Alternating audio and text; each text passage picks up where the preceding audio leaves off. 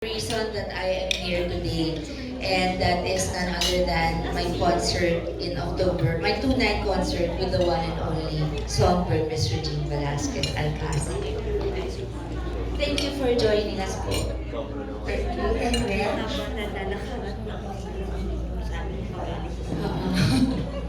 Hello. Maganda.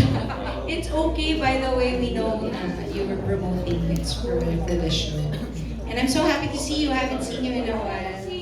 Oo nga eh. So, thank you everybody for coming. Maraming salamat for joining us.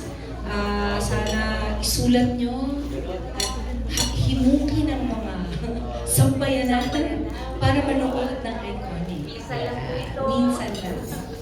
Magre-retire na. Oh my God. Alam mo, Shawi, pag sinasabi mo yan, dami na lumungkot. Oo, yung mga fans mo. Nalungkot ako kasi ako Sharon yung talaga. Thank you, June. Ano? Alam mo si Regine. Si Regine tsaka si Kakay dati, sabi talaga ni Kakay sa akin. Nung last year, nag-guest, di ba? Oo. Sabi ni Kakay, talagang sobrang excited kami ni ate kasi nakaka-relate kami. Nung mahirap pa kami, talagang pinapanood namin si Mega. Feel na feel daw nila yung dialogue mo sa ano. Tsaka nagkwento nila sa akin yung kanina sa showtime, sabi ko, this is a dream come true for me.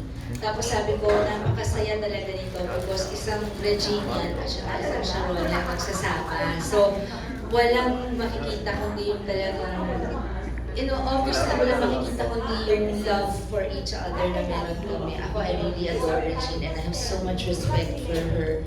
And as a singer, bawa na bawa ko. She's a very, very generous performer, co-worker. You know, when you know you're good, you're generous. Hindi ka nangangain at nananapaw ng kasama mo sa stage. Sa akin, ang dami niya pang tips and encourage pa niya ako na ako, Reg, yung ganyang nota, head tones ko na hindi ko na kaya yung buong boses kasi alto ako. Siya, lahat ng range kaya niya. Alien yan eh. Tapos, sabi niya, hindi, akala mo lang yung try mo. Tapos, aba, minota, tinry mo, oo nga. Pero hindi ko pa rin kakayanin sa stage. Pero it's just so nice that she's so encouraging. I can't say enough good things about Regine.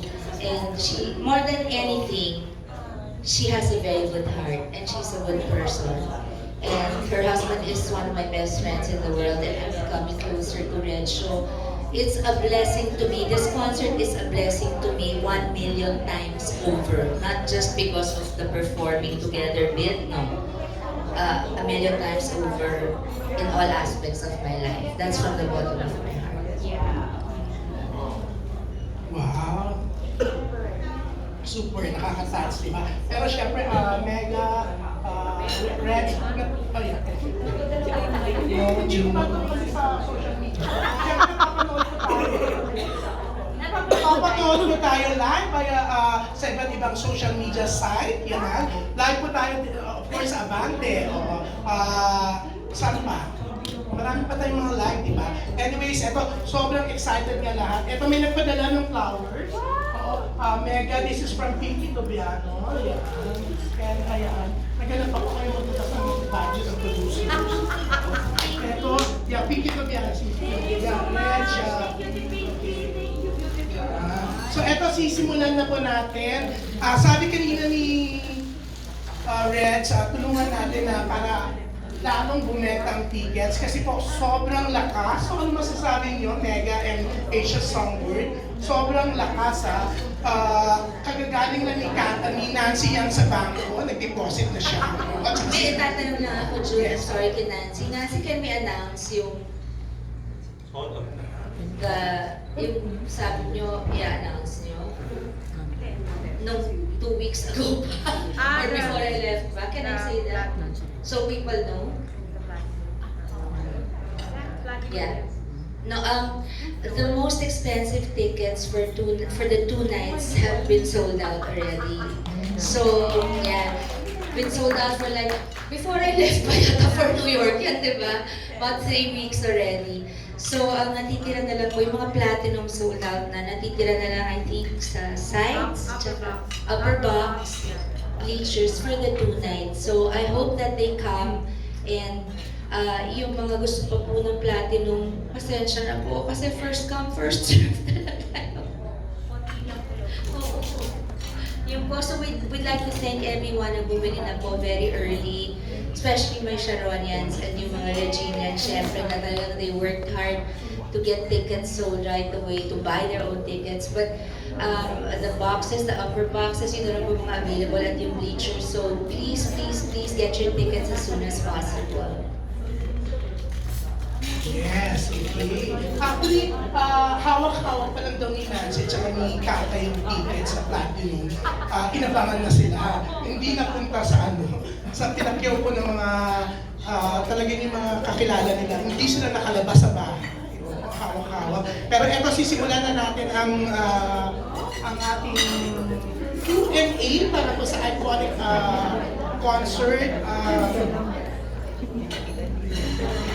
So, eto, ang una pong magtatanong, syempre, eto, hindi nyo siya nakikita masyado umarte ng press con. Syempre, pag mga special na ganito po, talagang hindi niya pinapalampas. Syempre, ang reyna ng Viva Films, si Tita Lola. Tita Baby, hi! Syempre, eto siguradong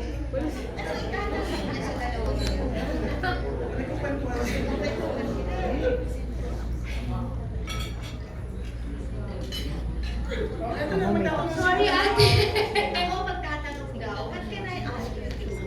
Oh my God, you know me, my heart and soul. What else do you want? My size? We're both Viva, so... And you want to get it together again in a Viva movie? Oh, I would love to do a movie with Regine. That's in our plans, pero ibang plano ni Lord. Sana tumugma sa plano namin. That's my dream, to also make a movie with Reg. What duets are you doing in the concert? I'm sorry? Duets? Are you doing duets? Madami, syempre. We can't say, parang we can't say it kasi it's a surprise eh. Kasi magugulat kayo dun sa mga numbers namin together eh. Kasi pinag-prepare talaga, pinag-isipan talaga yun eh. But ang isang clue, we'll be singing mostly our songs. If not, all.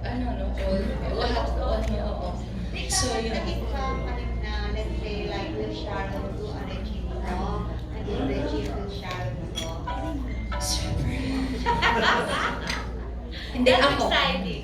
Exciting. Hindi, hindi. Sige, ito, pang giveaway. I'm singing one of her songs, but I'm not gonna say which one. I'm also singing one of her songs. At saka, nakakatuwa dito, for the very first time, lalabas siyang bilang bubuyog, ako lalabas bilang Mrs. McDonald. Kaya, kasi pareho namin sponsor ang McDo at Jollibee for the first time. Ayan. So, lalabas siya nakabubuyog, ako naka-clown. Nakakatuwa. Nagulat kami. Baliktad ako, di automatic na. ang bongga, di ba? Actually, parang ngayon nga na nagsama sa isang type ang McDo tsaka Jollibee. First time. Oo. Tapos ang bongga pa, dahil nandiyan ang Ivy Clinic, Of course. Oh. ang Katingko na Ang nandito. Katingko, huwag natin limutin. Oy, mamaya magkaparapol ako. Alam nyo, surprise. napaka-unfair Kasi ako, magmula nung nag-umpisa yung Katingko saga nila, kasali ako doon. Sa akin nila kinikwento yun. Tapos sila may regalo sa Katingko, ako wala. Bakit di kami gumawa ng commercial na Katingko? Diba? Oo. Ang galing mo sa katawan, Mr. Owner, hi! Sir, pagsama nyo kami, mahal kami pero sulit. Pag nag-commercial. Ayan Katingko na Katingko. Okay, pero eto, bukod sa mga binanggit ko, ang JAOC din po ay sponsor. Siyempre, kunyari hindi nakikinig ang mga taga-Laxen kasi babanggitin kong Of No course. Hotel. Kaiser International. Oo. Pero eto, Laxen Hotel, may bagong wing sila, mamaya announce ko. Siyempre, ang media partners po. Manila Bankers. Hindi, Media. minor sponsors. Regent, ang sarap, mamimigay tayo mamaya yan. Novotel, Tapos, IMG, baka may hindi pa na Jam- JOC. PLDT Smart, of Ay, course, ayun. is the top that's bringing us to Family. and family rubbing alcohol. San Miguel Corp. And San Miguel Corporation, syempre. Kakapasok lang. Yes. Sigurado Three yung major sponsor. sponsors. Ha? Ano pa? LP Group and Company? Ano? Ayan, ang daming sponsor, padagdag na padagdag. Si Doc Ivy ko sumali, sana yung Doc mo sumali rin. Friends din naman kami, busy lang siya. Anyways, ito. Ha? Ano? Front row, binanggit ko na. Front row. Sa laki ba naman Front yan? row. Oo. Sa laki, no? Di ba? Yung Front row na isang front row. Okay, ito na lang tatanong, syempre. Tito Mario Bautista, na-excite siya. Ito siya. Natakpan ko Ang labo ng mata ko, Diyos ko. It's okay. Jonder na. I'm so happy that you have really lost a lot of weight. Thank you. So, pwede ka na mag-movie ulit ng ano. I'm doing sa- one with Viva. Yeah, all girls, no? Oh. Yeah, based on a, may I say it? No.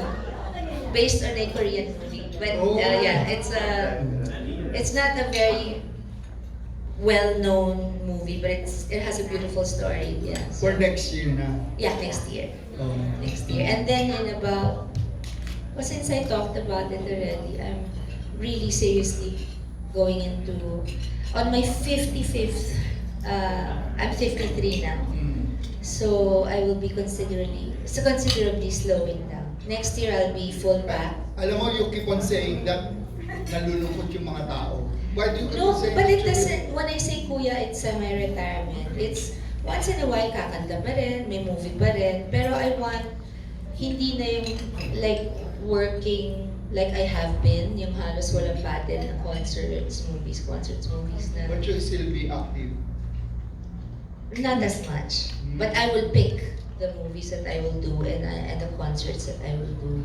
I'll still, once you're in showbiz and you feel that people still love you and still appreciate your music and your acting, then you'll always have a reason to come back, and because you love your craft. But at this point in my life, I'm not only physically tired, I'm also emotionally, mentally becoming very drained, because showbiz has really changed a lot. And like I've said since I was in my teens, Kuya, remember, I will not allow showbiz to eat my person. I will not allow it to change my soul. And there's so many things that are so different now. So things that matter to me, friendship, loyalty, so many things have changed. The landscape has changed. So I enjoy when we were younger. I enjoy those times, and it's been a very good business to me. So, and my fans have been so loving and supportive non-stop that I owe them the best of me, the rest of the best of me. Well, I wish you all the best. Thank you so much. Time for family. Time to relax and just focus on the children. And Kingo. But kahapon, nung magsama kayo, a lot of people were so kilig. And now they're hoping again that you do a project Nung together. nagsama kami ni Pops, tsaka Martin. I'm sure you Umuwi know, ka kasi agad. I'm sure you know I'm referring to. Yeah, no, actually, no, the truth is, nagulat din kami. We weren't supposed to sing together. Oh. Yeah, we were not. I didn't even know he was going to be there. I prepared 2 songs, and then I don't know if it's too personal, but he asked a friend of mine if he could talk to me, and I said, well, time has passed. I think it's okay. So it was nice. We talked. So we're okay. And then we just right there and then, kasi nandun si Pops at Martin, so lokohan. And the people from PLD, they were so funny. And the people sila MOA daw. So sabi ko, nice then, because we saw the reaction and how warm the people were still to our team up. So it was a nice thing. And I have to say this lang. A few years ago, I was so problematic. Remember, I even posted on social media, which I don't do anymore. I said I was in the lowest point of my life and career. I've never been so sad. And that was when everyone thought I was clinically depressed, that I might kill myself. You know, people are going to exaggerate. I was just really sad. And I didn't know what to do. And I had a big, big utang. When I say utang, I think I've never told you the exact amount. Yeah. It was over 500 million. So yeah, and now I'm down to a couple of 100 million. So I'm fine. And I was able to pay that back because of smart investing in the past. So that was how big my problems were. So I'm down a few hundred, and I'm working, but I'm okay. I've invested, so it's just a matter of managing my. And so I had to work nonstop, but at that point I couldn't work. I didn't know what to do, and then I realized that I removed my focus from God, and I started focusing too much on my problems. That I was becoming the kind of person that I despised. The kind of person I never wanted to be. The kind of people I would avoid in showbiz, kuya, since I was young. Yeah. So parang, ba't ako nagkaganito magmula sa Twitter, nandiyan ako sa live, ba't ako pumapano, paano ginawa ko, anong nangyari? You know, sa madaling salita, when I refocused on God, who's bigger than all the problems this world can throw my way, I refocused on Him, I said, I surrender everything. You know, after all that, everything started getting lighter, the financial problems started getting solved, the projects started coming in. I started losing weight. In January, magpo 4 years na ako nagja-jeta. So when they ask me how much more, I say 20 to 30. But when I lose 10, I still say 20 to 30. So I always say 20 to 30. But I'm lost about 80 or something. 90, yeah, already. Because I lost again in New York, hindi ko maiwan si Frankie.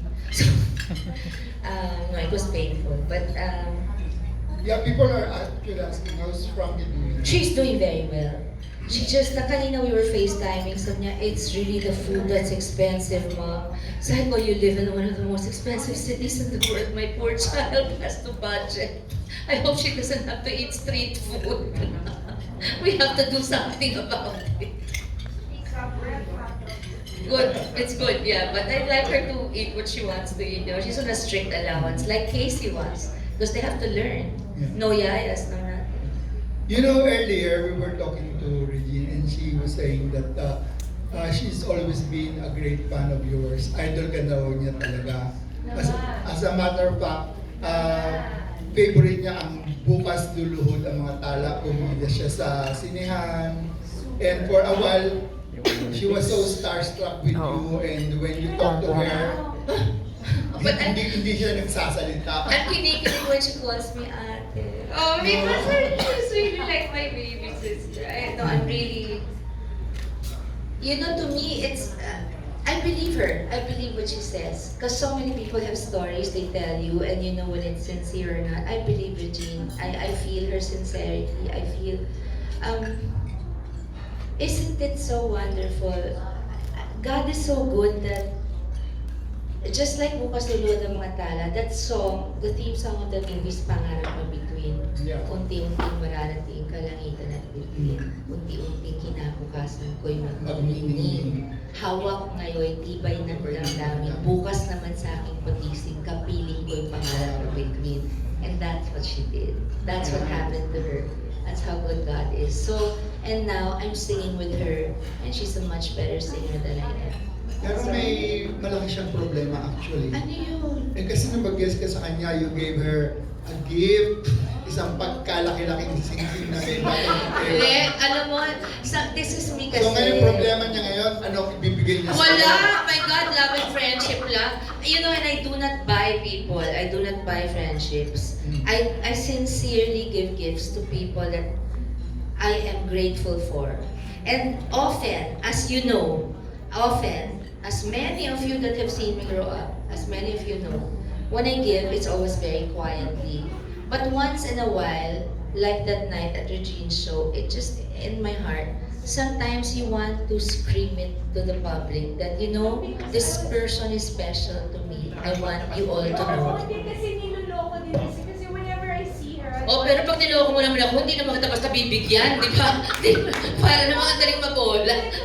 So parang that time kasi ganda naman yan, baka naman, kaya naman. So nag-show, ganun ulit, pero yung pala, pinlano na niya. Oh. Pinlano na pala talaga niya that she was gonna give me this beautiful ring. Pero inaano-ano ko lang siya na, hindi, ganda. I know that they had a story, Oo.